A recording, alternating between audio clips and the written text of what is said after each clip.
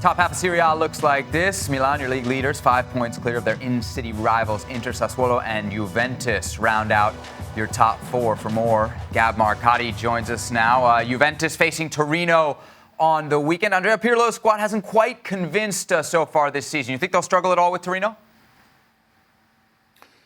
It's a derby, and look, I think against an opponent, even a team like Torino, if they go out there and they're aggressive and they're intense and they clog the space, these are the games where we've seen Juve have issues, right? Even in Serie A, against Crotone, against Benevento, against teams like that. I think they did get a boost by qualifying in midweek. There's little green shoots. Federico Chiesa getting his first Juve goal. He's obviously a guy who they expect great things of going forward. And I think little by little, there are small stats. But one thing Pirlo wants to do is he wants to make sure that Paulo Dybala is part of it, which is why the indication, what's been reported, is that Dybala will be given another shot starting up front alongside Cristiano Ronaldo. You mentioned Juventus has the luxury that they've already qualified for the Champions League knockout rounds. Not the same for Inter Milan. How then do they approach the weekend matchup against Bologna? So inevitably, I think, Conte will say, we fight for every game, blah, blah, blah. I don't want the intensity to drop, but it's got to be weighing on the back of people's minds, right? That trip to face Shakhtar Donetsk in the Champions League. And it looks like he's going to mix things up a little bit. Alexis Sanchez getting the nod ahead of Lautaro and playing, of course, alongside Romelu Lukaku up front.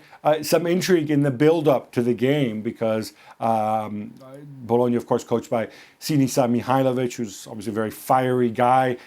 He's convinced there's a mole in the camp, and he came out today and he said, well, yesterday we had a closed training session.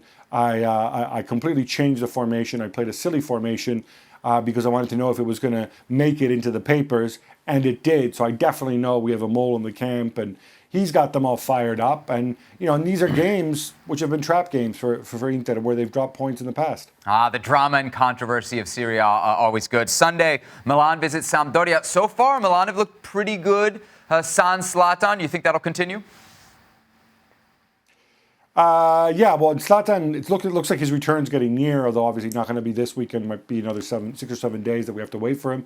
Milan lifted by their comeback win against Celtic in the Europa League, and all of a sudden realizing that they have a lot of firepower up front. It's not just about Zlatan. We've talked obviously about Salamakers and Rafael in the past, but the Norwegian wonder kid Hauge, he's got everybody excited, and of course Brahim Diaz, former Real Madrid and Manchester City, scoring a peach of a goal in midweek.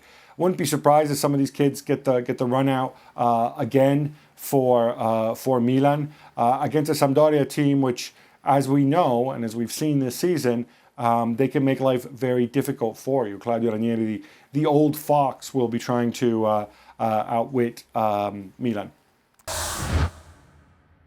Thanks so much for watching ESPN on YouTube. And for more sports highlights and analysis, be sure to download the ESPN app. And for premium content and live streaming, subscribe to ESPN Plus.